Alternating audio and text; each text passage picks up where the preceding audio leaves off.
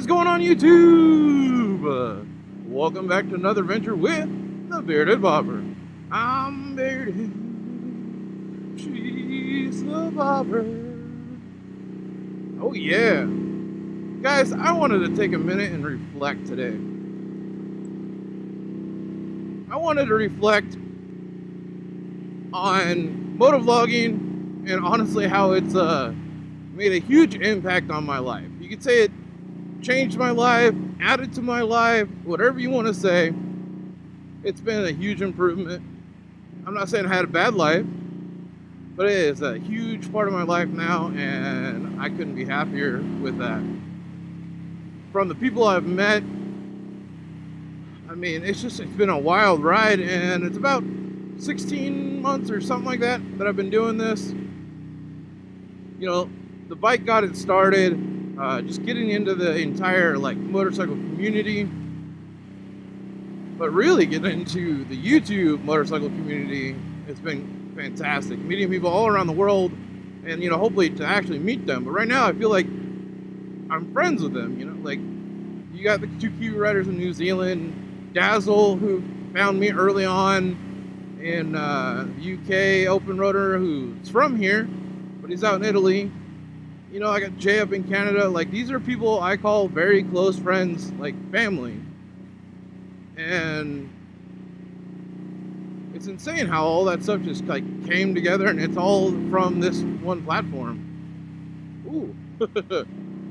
Oh, but going to bring it home and meeting everybody out there. I didn't know about bringing it home until YouTube, and then the pieces came together when I was able to take a Harley out there and see everybody, and the rest is history.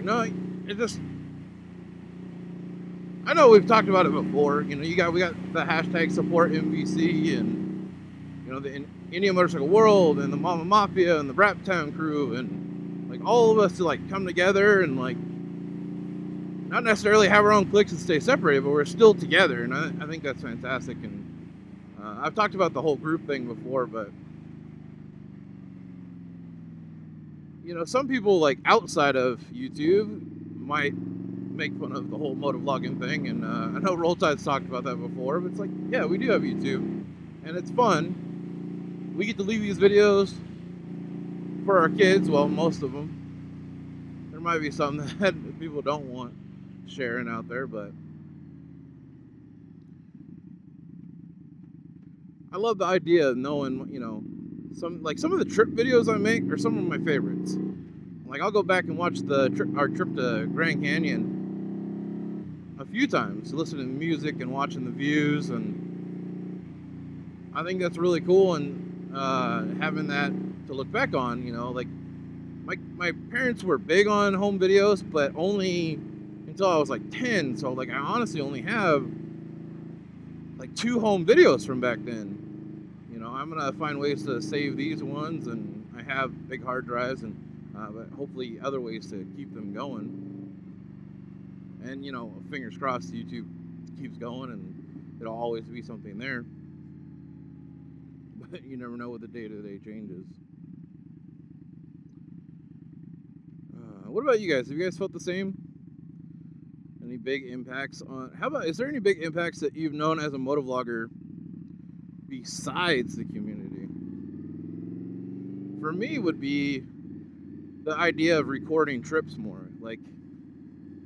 Yeah, I post them for YouTube and I want them for the family, but honestly, there are so many times that I didn't record stuff, and YouTube helped me go hey, you should be doing this. So it's kind of kept me in that oh, the camera. I still don't record as much as maybe I should, but at the same time, I enjoy the moment while I'm in it. There's a lot of stuff that you're just not going to be able to capture. You gotta be able to go through it and hang out. That was the fun part about doing SDMM and watching everybody else's stuff, because I didn't capture everything, but Picasso captured a good amount, and Meatball captured some stuff that I wasn't there for during the big trip of them coming down NorCal, so I get to live through that. And it's fun just seeing this stuff, and I'm really happy that I have that there to give me that extra little push of like, hey, you know, do this. I mean, besides that, I think some of the motorcycle stuff that I probably would have been like, you know what, I need to work. I'm not gonna be able to make that trip, but now having like, oh, these guys are coming out from other countries like Canada and from the East Coast, is like, hey, this is an opportunity that we need to gather and we need to do it right now. You know, and I'm not like, I don't know how to explain it. Maybe I was living too close to the whole work thing, and I know that was a problem for a while, but I've always been worried, like, you know, am I gonna be able to keep a roof over my head and the kids' heads and make sure that, you know, they have everything they need. And you know, I went through some times in my life where, you know, ketchup sandwiches were a thing. I think me and Dji's talked about this before. It's like you go through that shit, and I don't want the kids to go through that. And you know, I want them to earn their place and be respectful and all that stuff. But I think there's a thin line where it goes from like, do we have food, to, you know, hey, be respectful, don't be a shit. So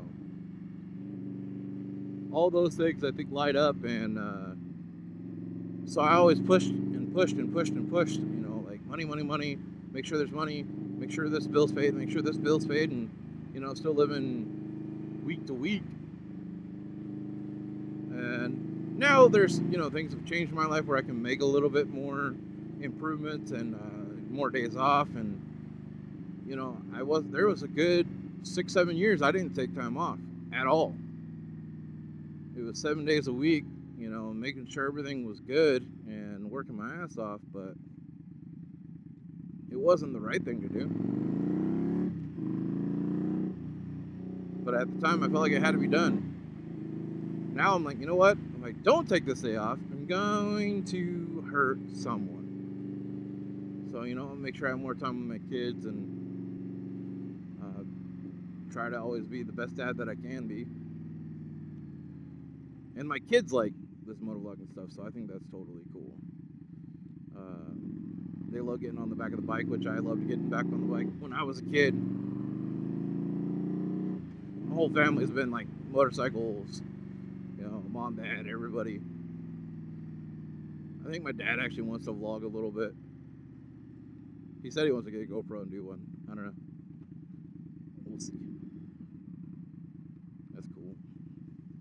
If you guys don't know, we're going through Redlands, California right now at the University of Redlands. Taking it chill through the campus while all these kids give me a red light.